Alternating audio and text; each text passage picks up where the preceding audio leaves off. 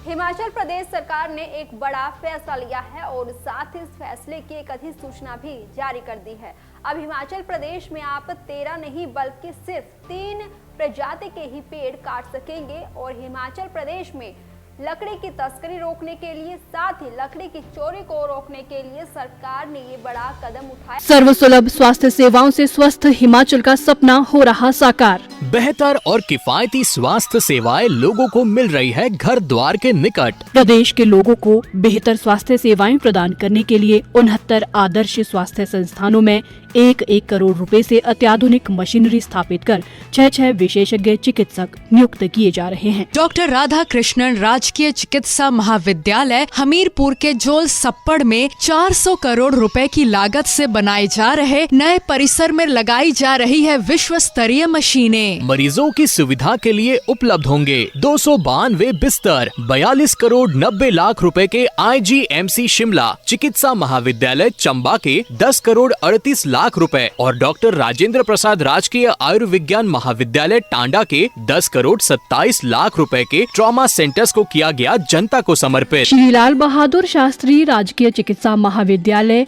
नेरचौक में स्थापित की जाएगी MRI मशीन। अभी हमने डिपार्टमेंट ऑफ इमरजेंसी मेडिसिन को नया स्वरूप दिया है, कैजुअलिटी का नाम भी बदला है और पर डॉक्टर कहा कि ये 8 घंटे ड्यूटी देगा।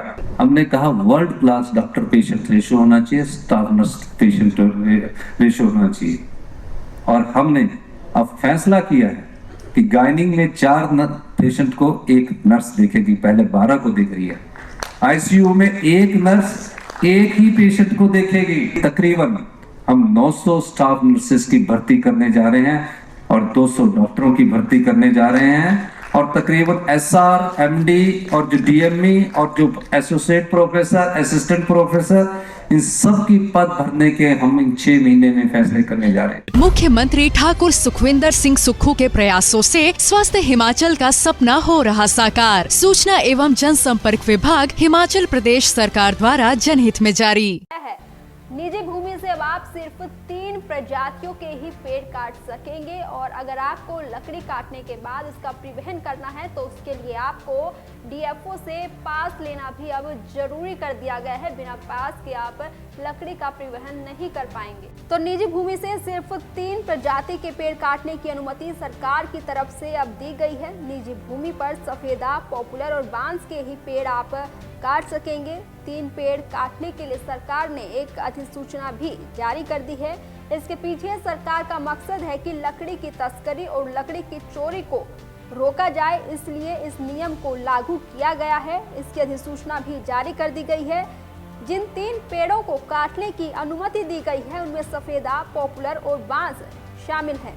3 से ज्यादा पेड़ काटने के लिए वन मंडल अधिकारी से अनुमति भी लेनी होगी। वन निगम निजी भूमि से अनुसूचित प्रजातियों के पेड़ नहीं काट सकेगा। चारे और ईंधन के लिए काटे जाने वाले पेड़ों की संख्या पर अब पाबंदी नहीं है। 10 वर्षीय कटान कार्यक्रम में खैर कटान की अनुमति होगी। 1 साल में 200 पेड़ काटने को वन मंडल अधिकारी, 300 के लिए मुख्य अरण्यपाल और 400 के लिए प्रधान मुख्य अरण्यपाल और 400 से ज्यादा पेड़ कटान की सरकार से अनुमति लेनी होगी। तो अगर आपको पेड़ काटने हैं तो उसके लिए आपको किन किन से अनुमति लेनी होगी ये भी उस अधिसूचना में लिखा गया है। घरेलू कृषि उपयोग और बिक्री के लिए पेड़ कटान करने वाले व्यक्ति को 1 पेड़ काटने के बदले 3 पौधे लगाने होंगे। जी हाँ, अगर आप किसी घरेलू काम के लिए या फिर कृषि में उपयोग करने के लिए या फिर बेचने के लिए पेड़ की कटाई कर रहे हैं तो अगर आप 1 पेड़ काट रहे हैं तो उसके बदले में आपको 3 पौधे लगाने होंगे ताकि 1 पेड़ काट कर आप आने वाले समय के लिए 3 पौधे जरूर लगा सकें।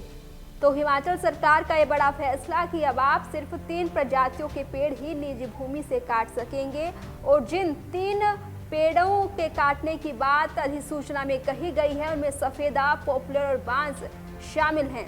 और लकड़ी तस्करी और चोरी को रोकने के लिए ये नियम लागू किया गया है। तो अब देखना होगा कि इस नियम पर कितना अमल किया जाता है।